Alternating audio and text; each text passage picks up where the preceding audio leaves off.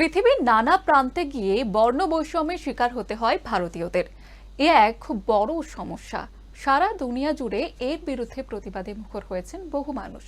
তবে এই সমস্যার সমাধান কিন্তু এখনো হয়নি। সম্প্রতি তেমন একটি ঘটনার কথা ছড়িয়ে পড়েছে সমাজ মাধ্যমে। একটি ভিডিওয় উদিত সূর্যের দেশের এক অভিজ্ঞতা ভাগ করে নিয়েছেন এক ভারতীয় তরুণ। ভাইরাল হওয়া ভিডিওটিতে দেখা যাচ্ছে সেই তরুণ কিন্তু জানিয়েছে যে জাপানে কাটানো শেষ দিনে এক অত্যন্ত খারাপ অভিজ্ঞতা তার হয়েছে। একটি দোকানে গিয়ে খাবার গরম করে দেওয়ার জন্য তিনি অনুরোধ করেছেন।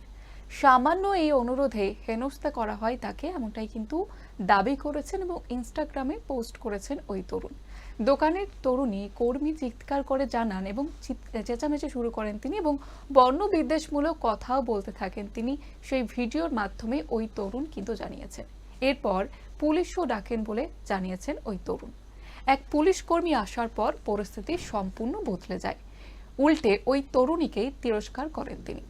ভারতীয় তরুণের কাছে ক্ষমাও চান। ঘটনাটি জাপানের শিজুওকা শহরের।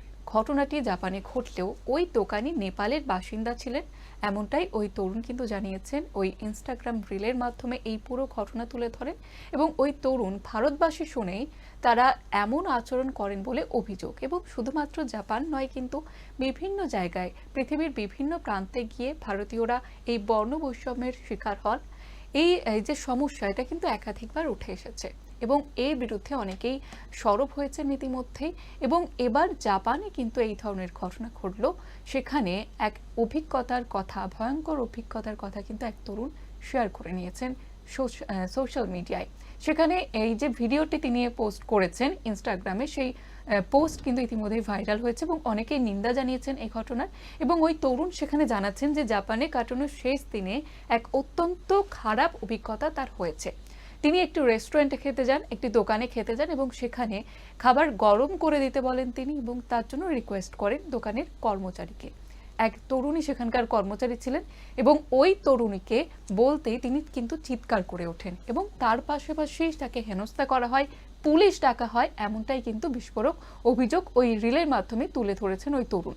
এবং তিনি এটাও জানিয়েছেন যে যখন পুলিশ কর্মী আসে, ওই পুলিশ কর্মী আসার পর পরিস্থিতি কিছুটা বদলে যায় এবং ওই তরুণীকেই উল্টে তিরস্কার করেন ওই পুলিশ কর্মী এবং তারপরে পরিস্থিতি কিছুটা ঠিক হয়।